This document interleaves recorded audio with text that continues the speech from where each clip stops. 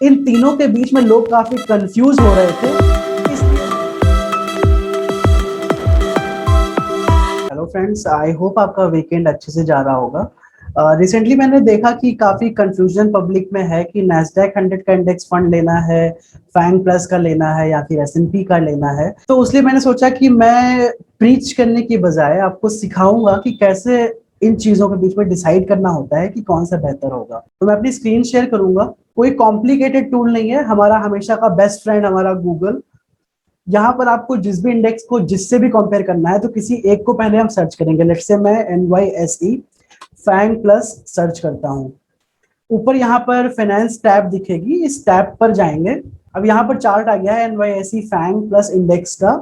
ये एक दिन का है। अब डिपेंड करता है आप कब तक स्टडी करना चाहते हो, ये हम बाद में करेंगे। पहले कंपेयर किस किस से करना है, तो कंपेयर पे मैंने क्लिक किया। यहाँ पर मैं नैस्डैक 100 टाइप करूंगा।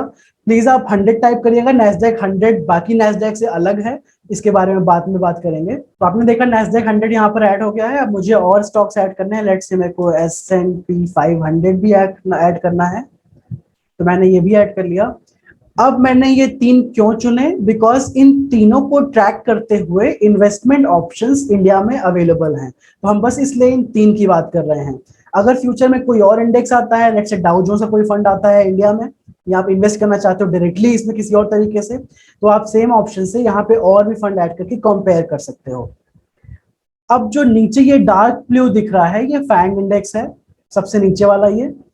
और जो ये पीला सा दिख रहा है, ये नैस्डैक 100 का रिटर्न है। और S&P 500 सबसे ऊपर है। तो यहाँ पर कहानी हो गई है बिल्कुल साफ कि S&P 500 का इस एक दिन पर रिटर्न बेहतर रहा था। एक दिन की बात तो यहाँ होती नहीं है, आप देखते हो लॉन्ग टर्म। मैं अगर यहाँ पर 1 ईयर देखता हूँ तो 1 ईयर में कहानी पलट जाती है। NYSE फांग का पिछले एक साल में रिटर्न नैस्डैक और S&P से ज्यादा रहा है। आपको 5 साल का देखना है तो यहाँ पर भी कहानी सिमिलर है कि जो फांग का है रिटर्न करंट स्टेटस, वो नैस्डैक और S&P 500 से ऊपर है। तो डिपेंड करता है आप कौन सी इन्वेस्टमेंट विंडो ले रहे हो। 6 महीने का आप देख सकते हो कि मोर और लेस सब सेम जगह आके मर्ज हो गए हैं। लेट्स से मैं इन्वेस्टर हूँ 5 साल का, तो अगर मुझे केवल इस चार्ट पे बेस्ड इंफॉर्मेशन लेनी हो तो मुझे लगेगा हाँ, 5 साल की रिटर्न में NYSE फांग की परफॉर्मेंस काफी बेहतर गई है। तो डिपेंड करता है कि आप इन्वेस्टर कैसे हो, रिस्क प्रोफाइल क्या है।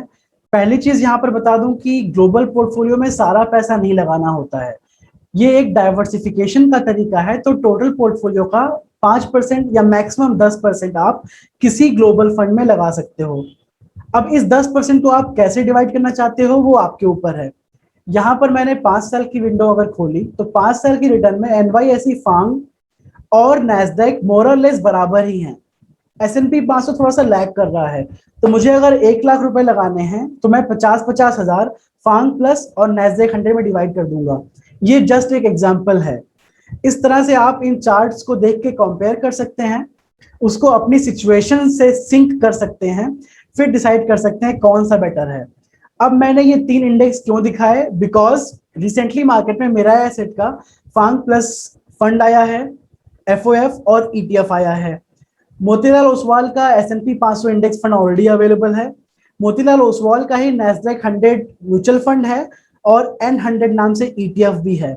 इन तीनों के बीच में लोग काफी कंफ्यूज हो रहे थे, इसलिए मैंने इन तीनों को कंपेयर करके यहाँ पर दिखाया है। अब आप इस टेक्निक को यूज करके डिसाइड कर सकते हैं कि आपको ये तीनों लेने हैं या कोई एक लेना है, या जैसे भी आप प्रोसीड करना चाहते हैं। इसके बाद अगर कोई और क्वेरी होती है तो feel free to write in the comment section. हम कोशिश करेंगे ऐसे ही इंफॉर्मेशन को, स्टडी को, एनालिसिस को सिंप्लीफाई करने की। Thank you so much.